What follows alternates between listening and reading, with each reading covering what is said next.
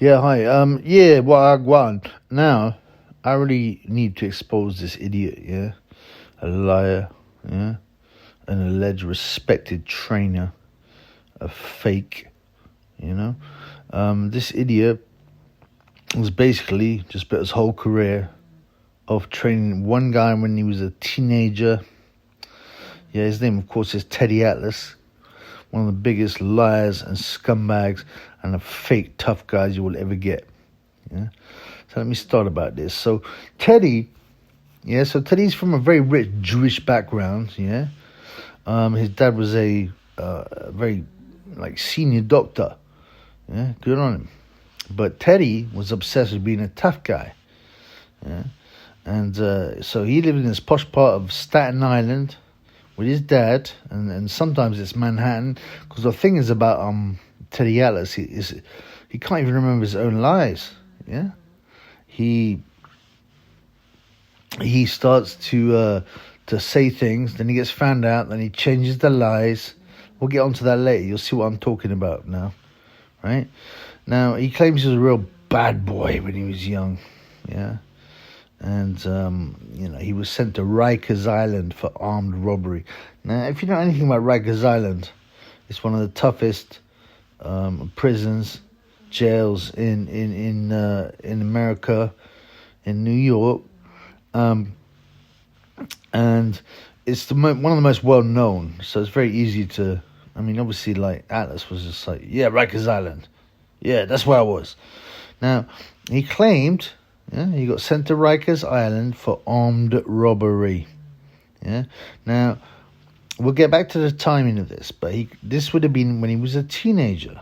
Now, there are juveniles at Rikers Island, like a few hundred though, not very many. But I think even back in Atlas's day, it was adult prison. Yeah, and he claims he was sent down for armed robbery. Now that's a serious felony, man. Yeah, you would do like 5 years minimum for armed robbery, minimum. Up to 25 year.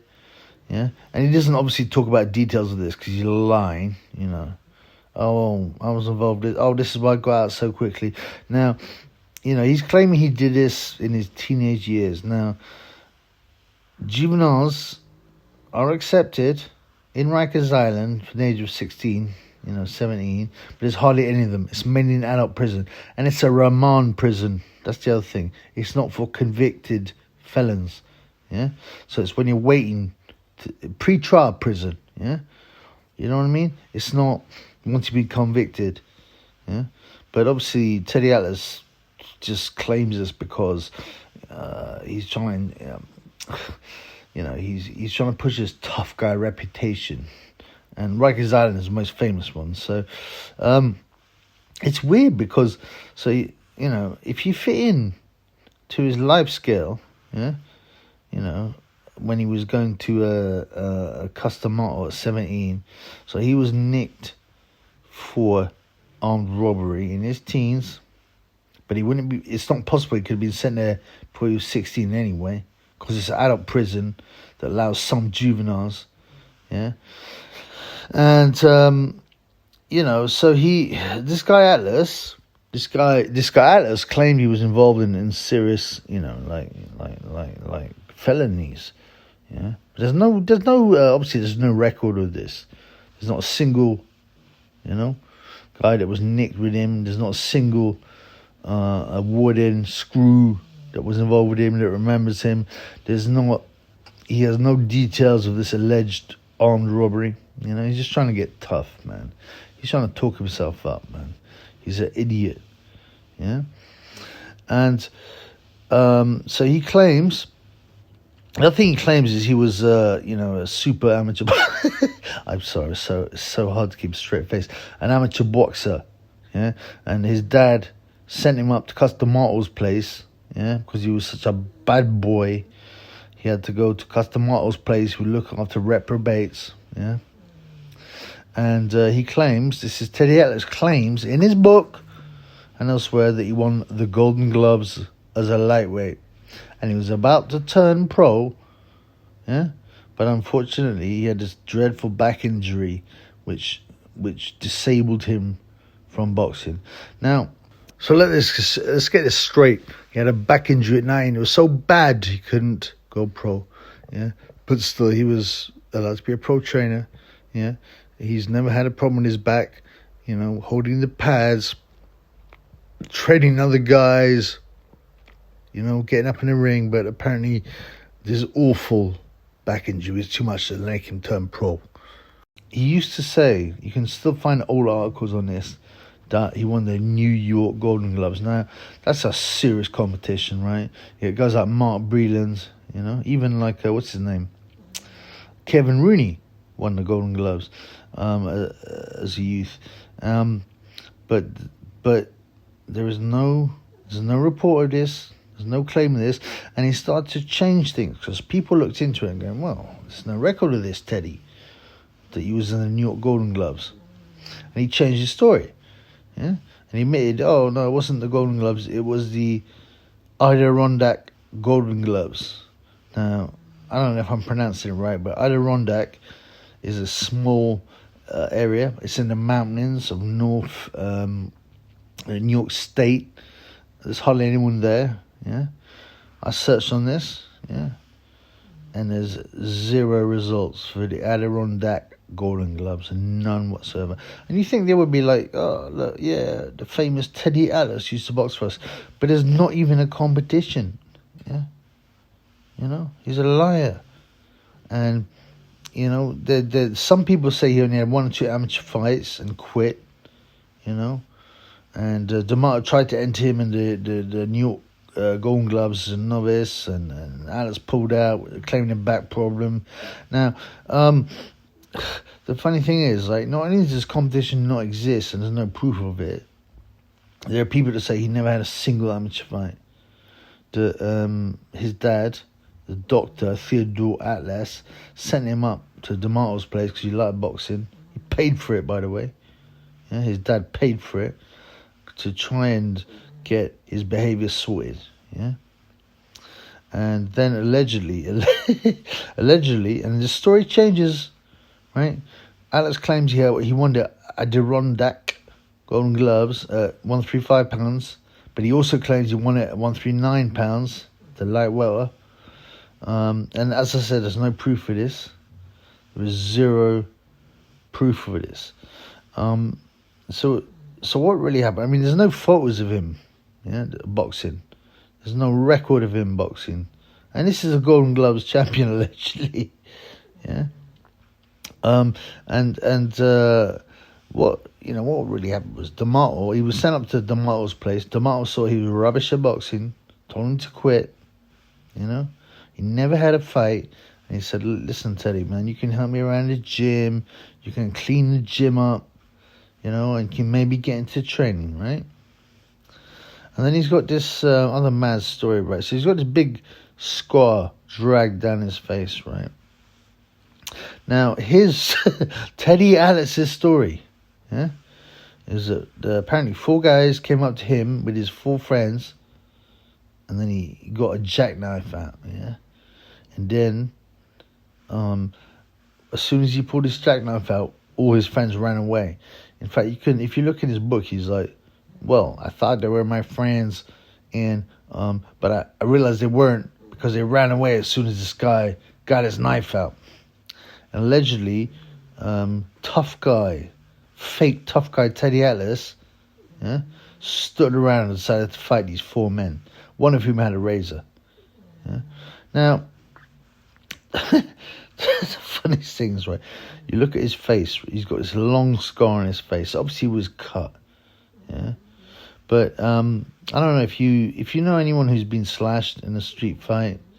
If you've seen what the wounds look like, they're usually short. They're a bit curved. Someone gets slashed in the face. Yeah. But according to Teddy, he slashed a 10-inch scar in his face, and then he got up and KO'd the 4 guys, and they ran away. Now. I mean, let's look at this, right? Now, Atlas claims that he got slash in the face.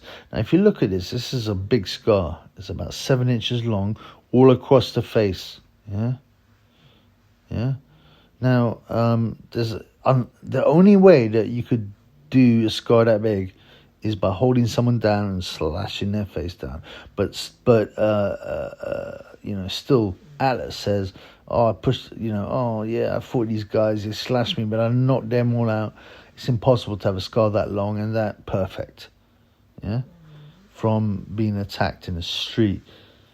And he claims 400 stitches were needed to stitch his face up. Yeah. But look at the wound, man.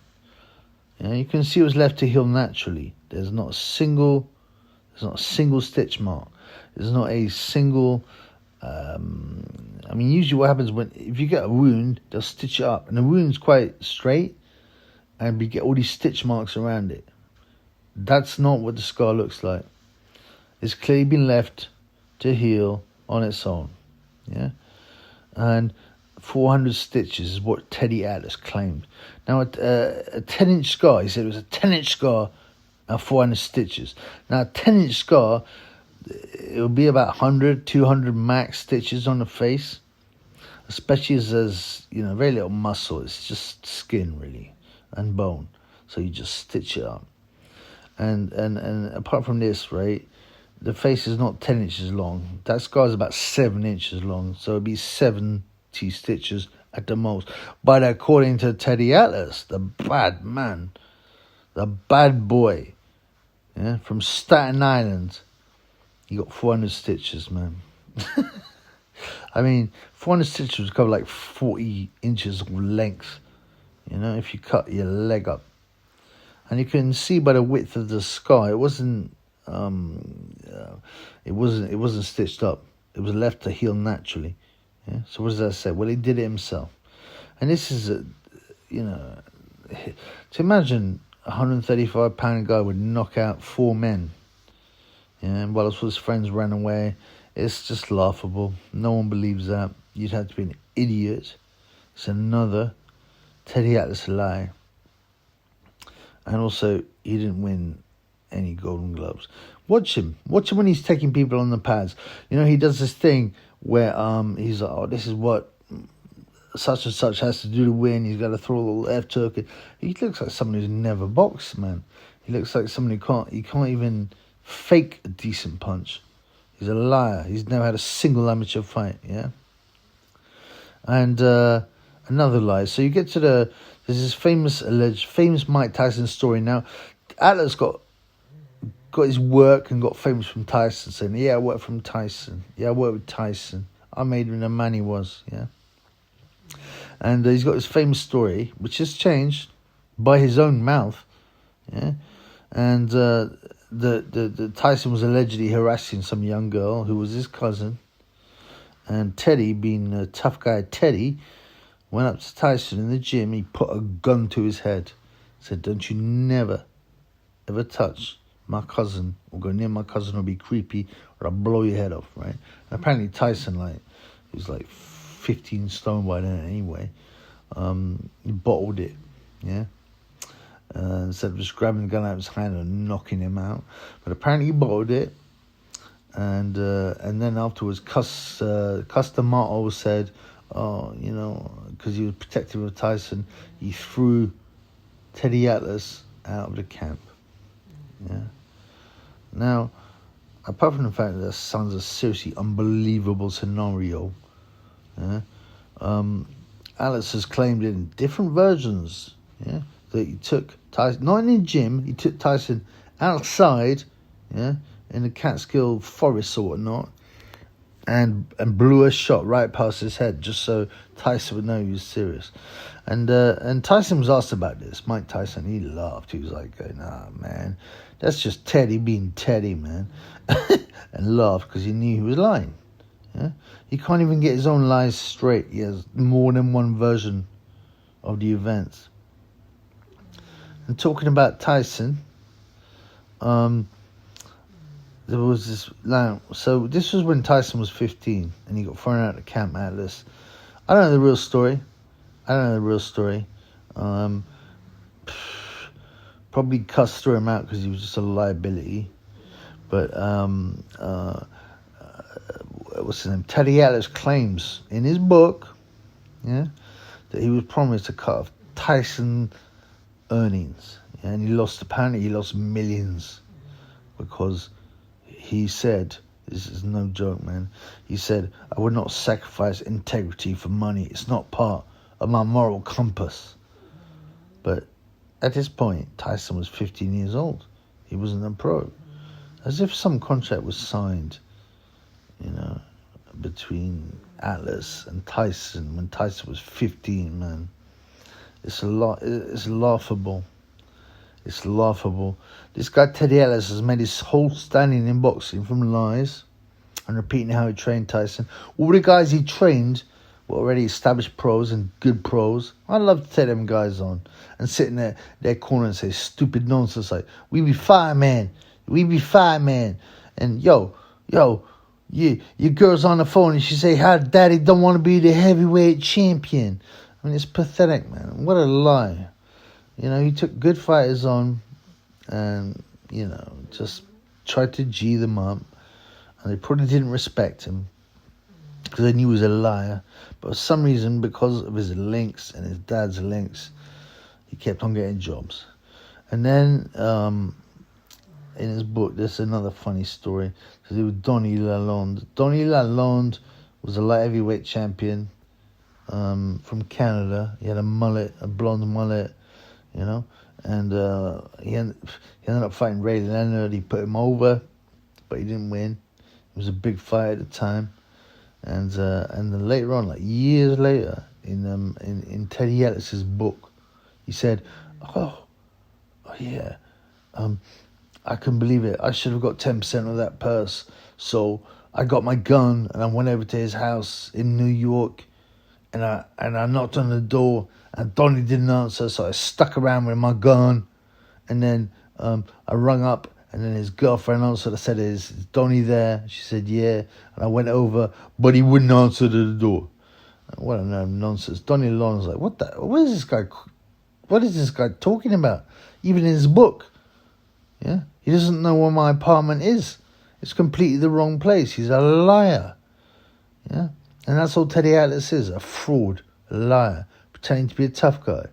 Yeah, a middle-class, soft guy who made up a bunch of lies about being an amateur boxer, about putting gun to Tyson's head. I mean, Tyson would rip him apart, Oh, and I went to shoot Donny Lalonde.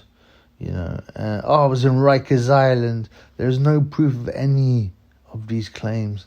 This guy's a clown, And people might say, oh, well, he obviously did okay because he trained these great guys. Through fraud.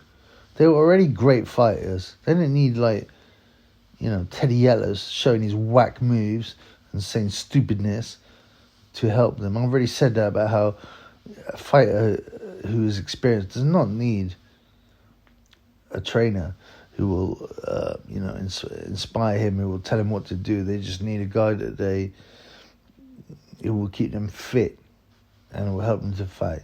There are a few exceptions, like I said, Emmanuel Stewart, Eddie Futch, even Customato, even though he was a nonce. Yeah, but Teddy Atlas is an utter fraud. He's a liar. He's made millions on millions of dollars from a total fraud. And that's entertainment. He's not the only one. Yeah, but he's a scumbag. He's a liar. Yeah. He slashed his own face with a razor so he'd look tough. Peace.